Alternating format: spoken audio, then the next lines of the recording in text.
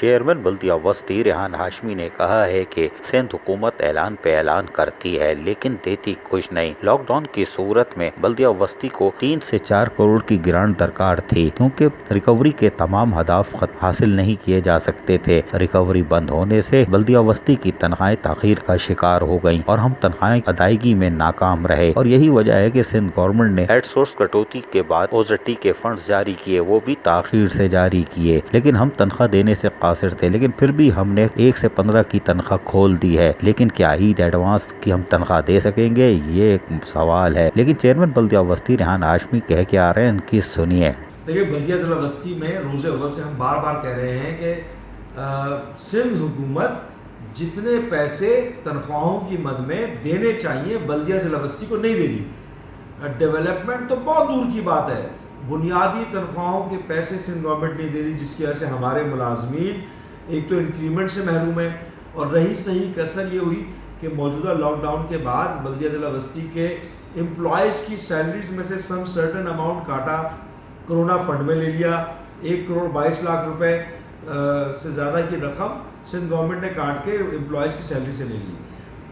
Sindh government جو ہمیں اوزٹی دیتی تھی یا دیتی ہے، اس میں ہم اون ریسورسز جنریٹ کر کے پیسہ ملاتے ہیں، اور اس پیسے کو ملانے کے بعد امپلائیز کی سیلری ادا کرتے ہیں۔ تو اس کا مطلب یہ ہوا کہ ہمیں سندھ گورنمنٹ امپلائیز کی سیلری کی تنخواہوں کے پیسے بھی مکمل نہیں دیتی۔ اس لاک ڈاؤن کی وجہ سے ہم اپنے اون ریسورسز کلیکٹ نہیں کر سکے، سب بند تھا، تو ہم امپلائیز کی سیلری کہاں سے دیتے؟ ہمارے پاس جو سندھ گورنمنٹ نے پیسے بھیجے وہ صرف اس حد تک ہو رہے تھے کہ ہم 1 گریڈ سے لے کر 15 گریڈ تک کے لوگوں کی سیلری دے سکیں، اس کے علاوہ ہمارے پاس وسائل نہیں تھے، لاک ڈاؤن تھا، ہمارے ریسورسز جنریٹ نہیں ہوئے۔ گرانٹ کے لیے ہم نے کہا، نہیں ملی۔ ڈیولپمنٹ کے پیسے مانگے، وہ تو بہت دور رہ گیا، ماضی ہو گیا، نہیں ملا۔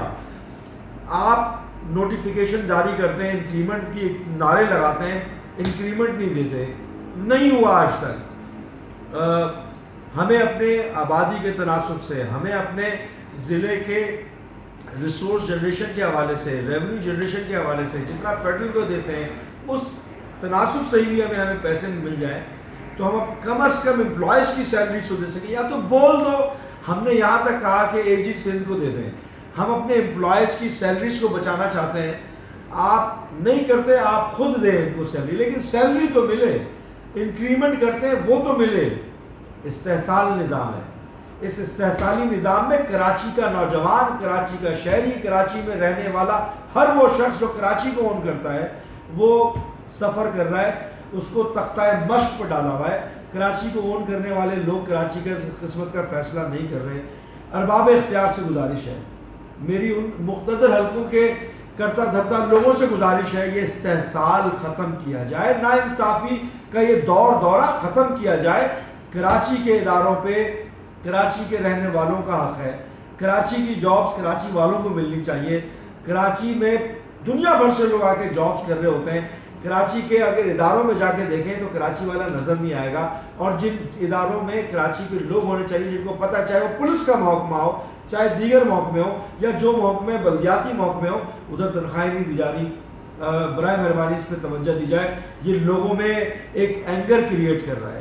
جبکہ چیئرمین بلدیہ وسطی ریحان ہاشمی نے اسپرے مہم اور وسائل نہ ہونے کے حوالے سے بھی کیا بتایا، وہ سنیے کہ اسپرے کے لیے فنڈز چاہیے ہوتا ہے جو چل رہے ہیں۔ لیکن ڈیولپمنٹ کے پیسے تو سندھ گورنمنٹ نے آج تک دیے نہیں ہیں۔